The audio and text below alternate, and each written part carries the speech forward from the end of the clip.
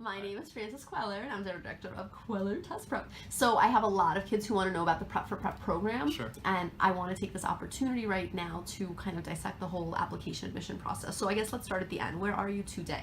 So I'm at Columbia University right now. Awesome. What are you studying at Columbia? Political science. Okay, great. And you're what year right now, Columbia? Senior. Senior. Congratulations. Thank you. All right, so let's keep going. And then where do you go to high school? I went to the Collegiate School for Boys. Got it. Collegiate School for Boys. How much did you pay? Nothing. from what I Nothing. remember, yeah. So the name of the scholarship, is this correct? The name of the scholarship that you received is the Prep for Prep. So prep students, talented students with independent schools, and the financial aid is actually covered by the independent school itself. So prep doesn't provide any funding. They just provide a talented pool of students to these schools, and since they have a relationship with prep where prep produces quality students, the schools say, okay, we will take these students on. So prep, like Kweller. Right. So prep coaches the kids. It helps them build Right. testing. It's an intense academic boot camp for 14 months. I see. So Prep for Prep is a boot camp, at the end of which you sit for. Yep. You sit for the SSAT test. For correct? the IC. Okay. Yeah, Independent School So this Entrance is an Exam. IC. I have another student. So I have an At the end of Prep for Prep. She scored the 99th percentile on the SSAT. and while I have this opportunity to show off, she's also paying $200 when the retail tuition is the $47,650. Okay, really. All right. So let's keep going. So okay. So where were you? Tell me more about your background. Sure. So I am a first-generation American. I grew up in the Bronx, Where are your parents from? Dominican Republic. Got So it. my first language is You Spanish. speak English, Spanish. Got it. Yeah, English, Spanish, and I've been taking French for about 7-8 years. Okay, do you mind sharing your name with the kids? Sure, Rafael. Got it. Okay, and So that's my background. I found out about Prep for Prep in 5th grade, in the fall of my 5th grade year. My mother did some research, and then I started the testing process. got it. So what was the testing process? So there were 2 rounds. There was an initial round, which was kind of a screener to filter out about half of the applicants, or a little more than half of the applicants, who were then invited for a second round of testing. Right, and then the second round of testing, so when you go in, you take the second level test, and at the same time, you're kind of pulled out of the test to be interviewed by 2 to 3 different folks from the program. And those are brief interviews that happen, maybe they're about 10 minutes total, each one of these interviews, and you're asked a bunch of questions about your background, your interests, and what it is that, where you see yourself in a few years. There are lots of questions, and each interview is different. And How were you academically as a student? I was the very top of my class. So you were the valedictorian. Yes. So your school went up to which grade? I was valedictorian of my elementary school, and that was up to So it's fifth grade. Yeah, correct. And you were number 1. All right. So you started the process. So what's the actual Prep for Prep process like? Okay, so once you're admitted into Prep for Prep, then you begin immediately after you finish the 5th grade year. So after you graduate from 5th grade, I started Prep for Prep on my last day of public school. The very last day of public school, I skipped and I went to Prep for Prep. And then I was in classes all summer, Monday through Friday, with normal course load, an intense course load. So the other kids who did Prep for Prep with you, can you tell me about them? I want to know Sure. everything. 'Cause So this is all of these students were, for the most part, at the very top of their class. Elsewhere, I was, I was all in 5 boroughs. Yeah, all This 5 is boroughs. Prep for Prep is New York City school Correct, students? New Is York that City correct? school students. So it's in New York City. So if someone Correct. lives in Long Island, no, this is strictly New York They City. may be able to enter prep. It would just be more difficult during the summer because you'd have to get to a location in Manhattan every single day by about 8 a.m., Got it. which is just And hard I to do. imagine they took attendance. They were very strict with attendance there. Attendance is very strict. Okay. Yes. All right. So as you were saying, So you go through the program. You're there Monday through Friday during the course of the summer. You're taking classes ranging from American history, literature, Latin, and math classes, depending on where you fall. what in grade that level math. do you think you were learning when you were in 5th grade? At prep, probably somewhere compared to a public school. Yeah. So probably 8th grade, maybe even like a little high school math. So you finished 5th grade and you're diving into 8th grade math. Correct. And then it progressively becomes more difficult to by the point where you get out. I was ahead of most of my independent school peers. I was ahead of pretty much any subject. And they say that prep students are over prepared once they get to independent school, to where the first 2 years they Okay, end up wait. coasting. Let me backtrack here. So you felt that you were I was ahead of my more peers. prepared than the Absolutely. kids who got in through the traditional channels. Absolutely. Very impressive. So Prep for Prep was in a group setting of.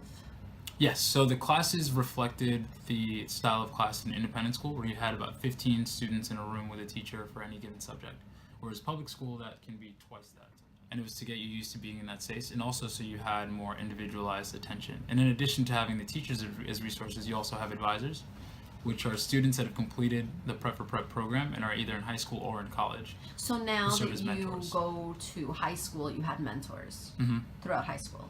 Yes, I had advisors that would come in, which are called post-placement counselors. They come in, they check on me, see if I need tutoring, see if I need help with any issues that are going on in school or any subjects or whatever it is. So you had mentorship all throughout the next 4 years? Correct. Wow. And college, and frankly, life. I'm still in touch So the with some of my person who mentors from pays for college. this is...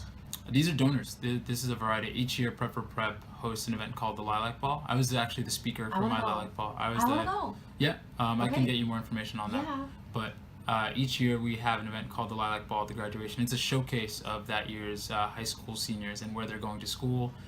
It's a big reception. My senior year, we have 2 speakers at the Lilac Ball, one for Prep and one for Prep 9. And then actually there's another one that's a student that's currently in the program, so you can see kind of Prep at the beginning and then Prep at the end of their academic career, or towards the end of their academic career. And it's a beautiful event. This is like Kweller Prep, but it's like the awesome version. And Well, I was the speaker for my graduating class. you were the speaker for your graduating class at Prep for Prep. At Prep for Prep. Wow, It that's was amazing. it was definitely a privilege to be in that position. So then you go to college. Right. You got into Columbia. Right. So did Prep for Prep help you with the application process? Oh, absolutely. I did. In fact, I wrote most of my college application essays in one of the Prep for Prep brownstones, surrounded by a bunch of other Prep for Prep students, because they got Brownstones. Tell me more about these brownstones. So we have 2 brownstones where we have administrative offices, and a lot of our support staff is based in there, and you can get access to a bunch of the resources. So I sat in the computer lab and I was working on my applications, and then if I had questions, one of our college guidance counselors was upstairs, and I could go upstairs to the college guidance counselors and ask, and we went through back and forth through revisions. I mean, this is on top of me having access to Collegiate's college guidance counselors, which were already very good at their jobs. So you had this access. So let's go back. Getting into this program. Sure. Number 1, you have to do interviews. Correct. I've done There's the an interviews. IQ test as well. They do IQ testing. Mhm. Okay, so number 1, there's IQ testing, which is fine. I just want to make sure from my end that I'm helping prepare students and put them in the Sure. best position possible. So there is an IQ test, which is fine. Patterns, right? All that stuff. I know that. And then you have to take the SSAT, correct? The test isn't the SSAT. It's the No, the IC is what you use once you're already in prep. It's what you take, and that's what's used to gain admission to independent school. Prep has its own test. I'm not sure what it's based on. So in the 5th grade, you took a separate exam. Correct. So I'm assuming math, English, essay or not? Yes. So it was math, English, and essay. Yes. I'm gonna assume it was like the Hunter test, probably. I haven't taken it, but it may be that way. Okay, it's hard math, English, and Yeah. essay, high Yeah. level, and there was math games. So, okay, so then you took that exam, and then Right. do you know what your percentile was for that test? No, your score isn't. They don't tell you your score. They just tell you if you made it. Yep. And then from there, you go on to the interview rounds. Right, and then in addition to that, your file is reviewed by the admission staff, and they try to put together a diverse class of students that are also very driven and motivated, because you want students that aren't going to quit the program and that are going to also contribute to the prep Larger community community, of course. in significant ways. So we look at leadership as well, right? Because we say one of the prep mottos is leaders don't just happen. Well, I can tell. I mean, look at you. You're a And- leader. I mean, you're making eye contact. You're presenting yourself. I mean, look at the way you took on this job at Kweller, and like, Right. I mean, whew, okay, I'm very impressed. I'm impressed. Anyway, all right, so I want to hear more about this. And also, Sure. the parents at Kweller Prep are always asking Yeah. about this opportunity. Yeah. So, a lot of them receive this invitation in Spanish, a lot of them receive this invitation in different languages. Sure. And, what's your advice for these families where they get this letter telling them, we want to see your kids? I've seen this letter. Yeah. I can actually showcase it as well. Yeah. But it's a letter. It says, we want to see your grades, kindergarten till now. We want to see your attendance. We want Yeah. recommendation letters. So what should the parents do this? Like, the parents come to me and they're confused. It's an amazing opportunity, and I think if you have the chance, take it. I think it's a difficult program, and it's difficult for children and their families, right? Because you're putting a 5th grader through something that no other 5th grader is doing. What 5th grader do you know is spending his entire summer taking classes Monday through Friday, and classes that are that are very advanced and probably beyond the level that they're used to being studying at. And you're also taking students that are used to being at the very top of their class. They're probably going to be somewhere in the middle now. So you're humbling these kids. You're forcing them to work hard. I remember crying while doing my Latin homework because I was a perfectionist, and I said every time, and I would do my homework in pen, and when I would do my Latin translations in pen and I'd make a mistake, I'd start over. And I was just doing that over the course of a summer, and I was up until midnight one night, and I was like, I'm gonna have to wake up at 5:30 tomorrow morning. I'm in 5th grade. I hear my friends playing outside. This is what I'm doing. And that's not only stressful on the child and the student, but it's stressful on the family. No parent wants to see their kids suffering and crying, and they'll say, all right, let's pull you out of here. Let's end this. But thankfully, my parents were of the sort that reassured me and also told me that there is something greater at the end of this. So my advice is that make sure that as a family you can support your student through this, because otherwise you don't want to put them in something that you know that they won't be able to complete because either you can't back them or you have some other conflict. I completely agree with you, and then so that just in terms of some data that I'm aware of, you are part of a very elite group of, it's unbelievable. I mean, you just really to go from where you grew up in the Bronx to graduating at the top of your class there, to going into prep for prep, to going 3 grade levels higher, and to go, you're sitting here right now. Prep is kind of the American dream machine. If you want to put it in kind of a small pithy package, it takes students that are come from various backgrounds and kind of streams them into this very elite, powerful pipeline where you can make big leaps. So I would go from my mom not having received a college education to going to one of the best schools in the country, and having access to professors and summer internships, and also just the people that I've met, right? Because also in prep, once you get into the high school and college level, so there's the college summer jobs bank and then the high school summer jobs bank. And again, because of the type of students that prep attracts, they're pre-screened amazing kids. Right, and I got it. Other companies and institutions want to have these people there, want to have these people working. Because you're backed by prep for prep. And prep says, hey, we have 3 spaces at Goldman, we have 3 spaces at Morgan Stanley, we have 3 spaces at the Cornell Medical Center to do research.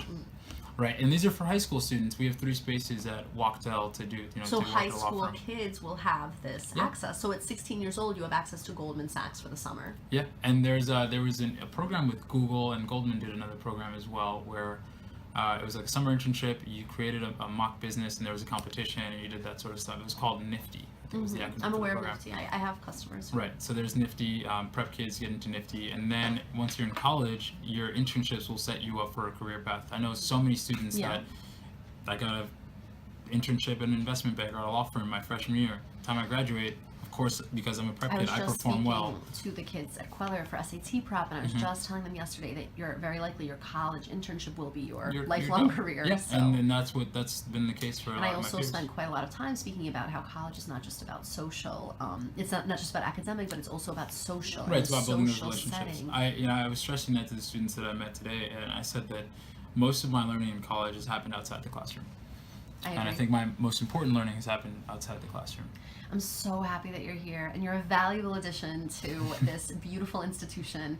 And it almost brings me to tears to think about how far you've come. I want to say it's been a journey from where you are to where you are. And I do want to share that I'm also a child of immigrants. My parents did what they could, and I'm very, very thankful that today I run my own business, and I'm a lawyer, and I have a test prep in Queens, and I have a test prep in Manhattan. And I look back and think about what my parents couldn't afford, and I think about my own kids and what we can afford, and it's a whole different world. So I really, my heart goes out to you, and bless your family, and to go through the type of rigorous education that you went through, and to sacrifice your time, and it's beyond words. I'm so happy that you're here. Thank you so much, and thank you. If you have any final words, just to tell the kids, look, if I could give you my best advice, here it is. So one of the best pieces of advice I heard when I was applying to college, because it was a very scary time. I mean, obviously it's like, this is the thing that'll set up the rest of your life, and you're kind of afraid to apply to all these places. And one thing that stuck with me was, it's never your job to say no to yourself, right? When you're applying for something, when you're saying, oh, I'm not good enough, that's not your job. Your job is to do the best that you can, put your application in, and that's it. It's not your job to reject yourself. And I think that's something that we do too often. So it's never your job to say no to yourself, to tell yourself that you cannot do something. Leave that to someone else. I love it. I love it. It's a beautiful close. And in my own business, for every 10 times I heard no, I focused on the one time I heard yes. Right. And that's where we are today. So thank you so